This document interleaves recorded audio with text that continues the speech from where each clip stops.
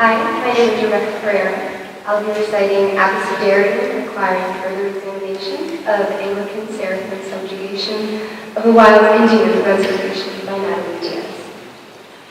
Hi, I'm Alexa Murray, and I'll be reciting Leading Heart by Carmen Jimenez-Smith.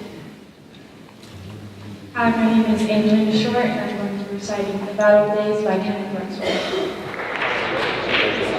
And the following student will be representing Malden High at the state semifinals on March 3rd, Alexa.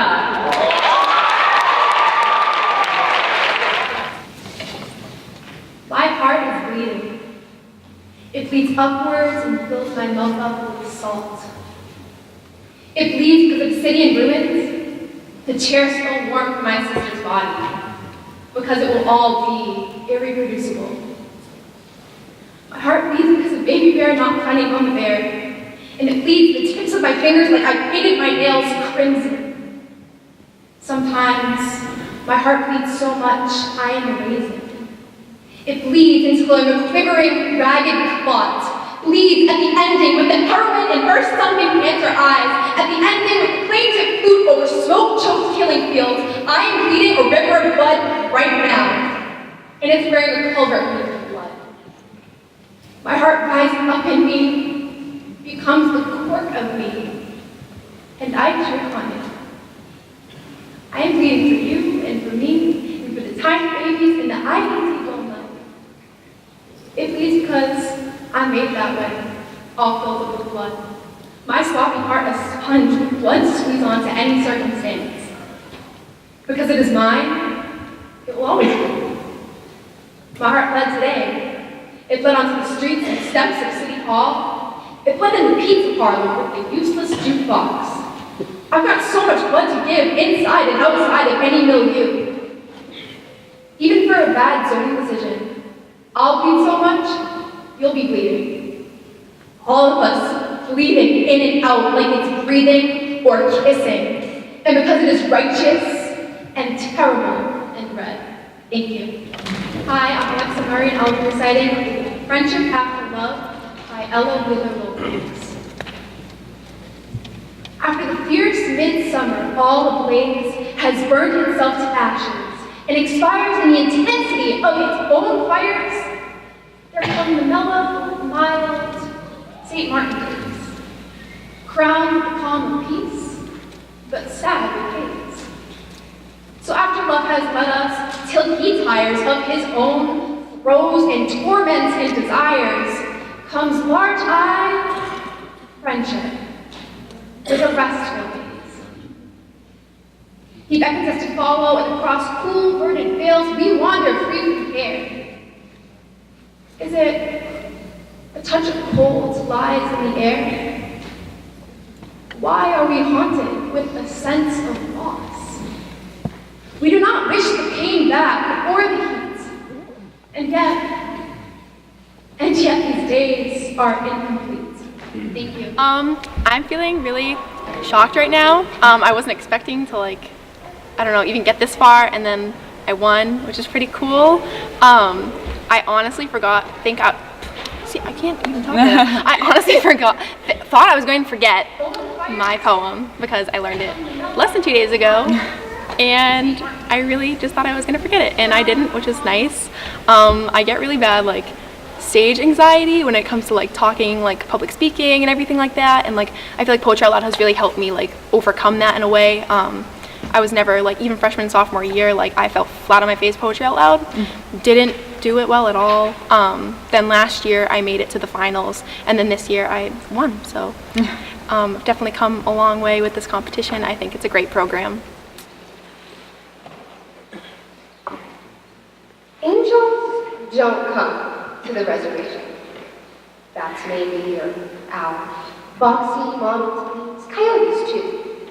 They all mean the same thing. Death. And death eats angels, I guess. Because I haven't seen an angel fly through this valley ever. Gabriel? Never heard of him? Knew a guy named Gabe, though he came through here one powwow and stayed typical Indian. Sure, he had wings. Jailbird that he knows. He flies around and stolen cars, wherever he stops, kids grow like gourds from women's bellies. Like I said, no Indian I've ever heard of has ever been or seen an angel. Maybe in a Christmas pageant or something. Nazarene Church holds one every December, organized by Pastor John's wife. It's no wonder Pastor John's son is the angel. Everyone knows angels are white. Quit bothering with angels, I say. They're no good for Indians. Remember what happened the last time some white god came floating across the ocean? Truth is, there may be angels. But if there are angels up there, living on clouds or sitting on thrones across the sea, wearing velvet robes and golden rings, drinking whiskey from silver cups, we're better off if they stayed rich and fat and ugly and exactly where they are in their own distant heavens. You better hope you never see angels on the res. If you do, they'll be marching in off to Zion or Oklahoma, or some other hell they've mapped out for us. Thank you.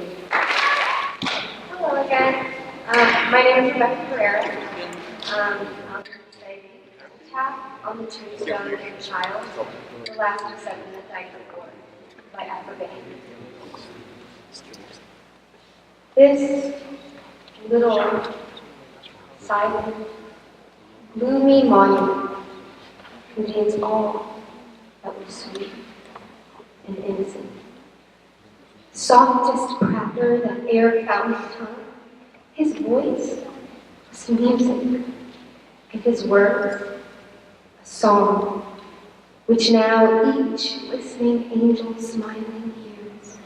Such pretty harmonies compose the spheres, wanton as unfledged cupids air their charms, has learned little arts doing harms, fair as young cherubim, as soft and kind, and though translated could not be refined. The 7th, dear pledge, nuptial joys given, toiled here on earth, resigned to rest in heaven, where they, the shining host of angels fill, spread their gay wings before the throne, and smile. Thank you. And it's really euphoric to just be on stage and look at everyone and have them stare right back at you, and it's kind of intimidating. But I also learned my poem, my second poem, like 2 days ago. I guess I was kind of shocked that I even remembered it. But I think, like, especially my first poem, if you find something that really, like, resonates with you and that you really enjoy, it becomes more about, like, your performance rather than people staring at you or judging you. So I think that really helped to put everything in perspective. But I was really nervous, too. Yeah. I'll, like, shake and sweat. It's just... Before I go on, I feel my blood pressure go up. Like I can feel it. No, I get like the little foot shiver. Like I don't know if you can notice, but like it just starts to like shiver. Like I can feel my heart like beating faster and faster and faster. Mm-hmm. But once it's done, it's like a really like relieving feeling. It feels really nice just to like do it.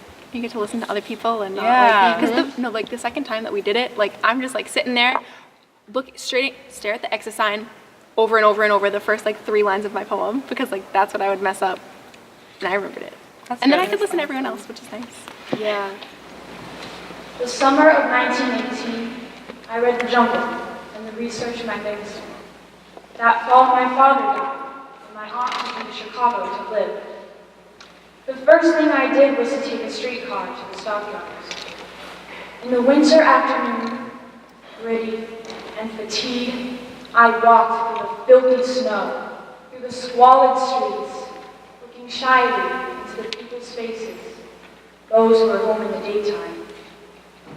Debauched and exhausted faces, starved and looted brains, faces like the faces in the senile and insane wards of charity hospitals, predatory faces of little children. Then as the soil twilight darkened under the green gas lamps and the sputtering purple arc lamps, the faces of the men coming home from work, some still alive with the last pulse of hope or courage, some sly and bitter, some smart and silly, most of them already broken and empty.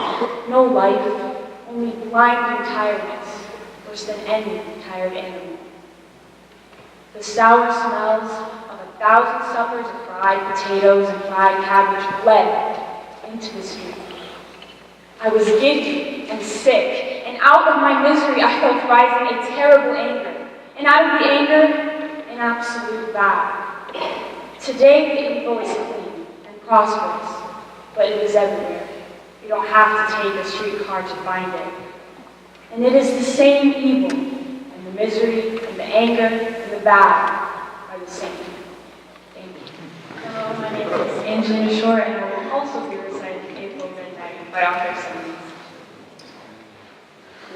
Side by side through the streets at midnight, roaming together through the tumultuous night of London in the miraculous April weather.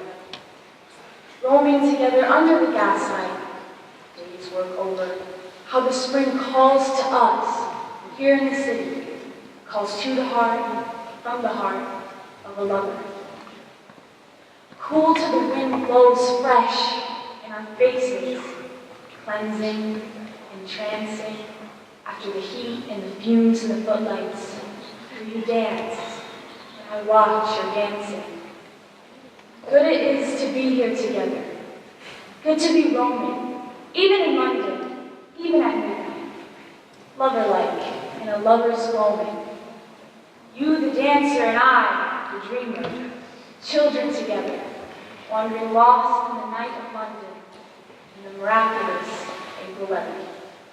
It's the same kind of feel. Like I didn't expect to like even get like past the periods, but you know I was in the school-wide competition and it was really cool. Like going up there, like before when I'm walking, I'm like so nervous and I feel like I'm gonna like tremble or like fall or something. But once I start saying my poem, it's like really like a surreal feeling. Like it's not even happening. Like it just comes out. And like I just kind of think whatever happens, happens. I'm just gonna try my best, and so that's what I've always done. I did Poetry Out Loud last year and I won, but I got sick, so I couldn't go up. So this is like my first time like actually like being a part of it, and I think it was a really cool experience. Like I saw a lot of like talented people. Like it's crazy how much like poetry like can be, like how much people can express through poetry. I guess I would